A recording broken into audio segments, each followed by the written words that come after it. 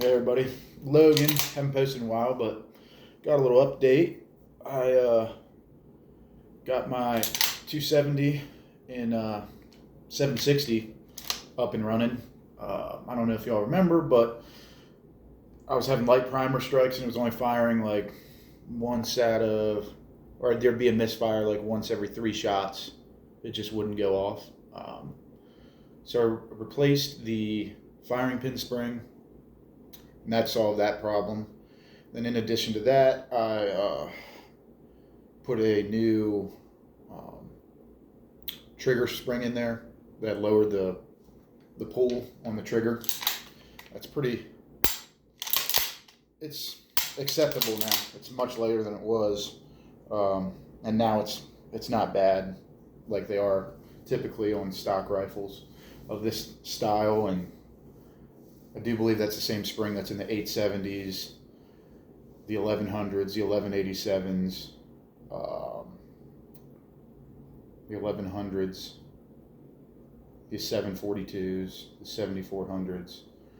All these, I think it's basically everything that's got the 2-pin trigger assembly. You push out the 2 pins, the whole trigger assembly pops out.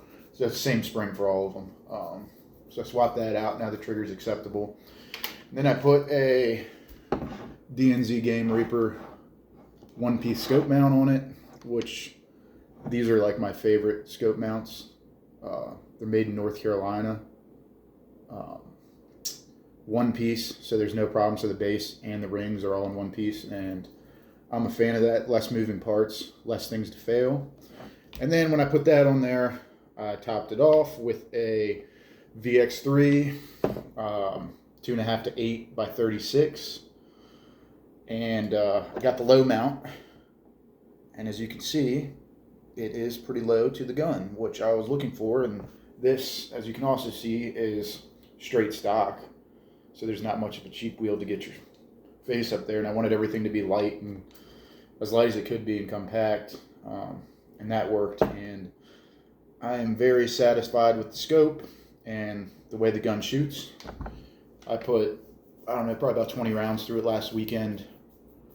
I was hitting targets out to 300 yards, steel targets, after I got it sighted in, and sighted in pretty quick and everything. So I am pretty happy with it. I mean, the one thing I'm not happy with this is the bluing is coming off in a lot of places and it's fading. I guess, I don't know if you'd call it that, but I do believe this was made in the 50s, so it's still in pretty good shape for being, from the 50s.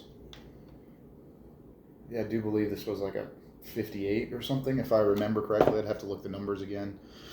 But it runs good, super smooth action. I mean, it's probably about as smooth as any shotgun or rifle pump action that I've had. Feeds pretty well, and I am really happy with the VX3 that I put on there. And I will be getting, I've got my ballistic data, so I don't know if you're familiar, but it's got the CDS with the zero stop. So, now that I've got my MOA, all I have to do is turn it, and it'll take it to what your ballistics are, as long as my ballistics match up. I did not run it through chronograph, so it's not going to be exact, but I should be able to adjust whatever I need to adjust. I imagine it's going to be a little lower than what the box of ammo says, just because it's 22-inch barrel, and from what I understand, mostly when they test rifles, they're testing a 24-inch barrel. So long and short, I'm happy with it. I will be hunting with it next season in Pennsylvania, West Virginia, maybe in Virginia, but I hunted last season in Virginia, and that's buckshot. Where I was hunting was buckshot only, I believe. Or if you're using a rifle, you have to be like elevated in a stand at least 12 feet.